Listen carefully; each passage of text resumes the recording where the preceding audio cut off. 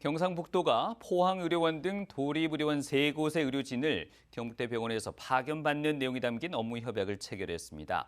하지만 대구시도 앞서 경북대병원과 비슷한 내용의 업무 협약을 맺었는데요. 경북대병원의 의료진 수도 넉넉지 못한 상황에서 대구 경북 지역 의료원 4곳에 의사를 배치하는 게 가능한지 벌써부터 우려가 나오고 있습니다. 이도훈 기자가 보도합니다.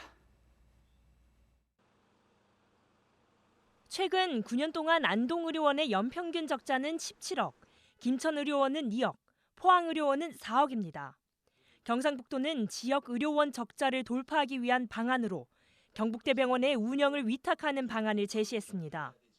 경북대병원에서 필수 의료진을 지원받아 감염병 등 중증 환자 치료를 연계하고 나아가 경북대병원 측에서 의료원장 추천을 받아 경영 개선을 꾀한다는 게 골자입니다. 궁극적으로는 경북대 병원 분원처럼 운영을 해서 긴급 환자가 생기더라도 경북대 병원에 바로 이송되는 이런 절차를 볼 수 있기 때문에 경북대 병원이 왔다 이렇게 생각할 정도로 우리 지역민들이 활용할 수 있다고 생각합니다. 하지만 업무 협약의 핵심인 의료진 수급부터 난항이 예상됩니다.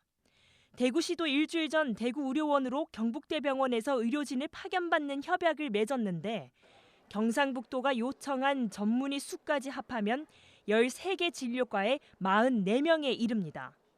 특히 재활의학과의 경우 안동, 포항, 대구의료원 3곳 모두 각각 1명 이상씩 필요하지만 경북대병원조차 3명에 불과하고 감염내과도 안동, 김천, 포항의료원 3곳 모두 전문의를 지원받아야 하지만 경북대병원도 6명으로 턱없이 부족합니다. 이런 한계 때문에 경북대병원의 퇴직 의료진을 지원받는 방안도 고민 중인데 지역민들이 만족할지는 미지수입니다.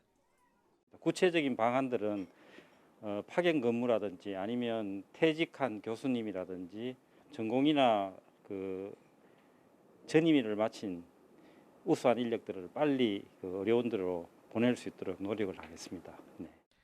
전문가들은 젊은 의료진 수급을 위한 경상북도의 전폭적인 지원이 장기간 이뤄져야 한다고 강조합니다.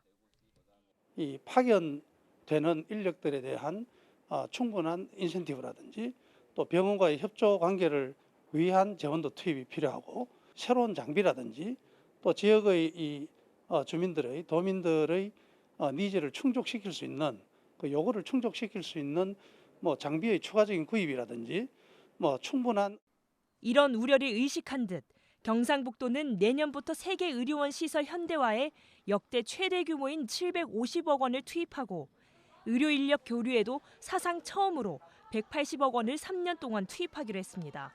MBC 뉴스 이도훈입니다.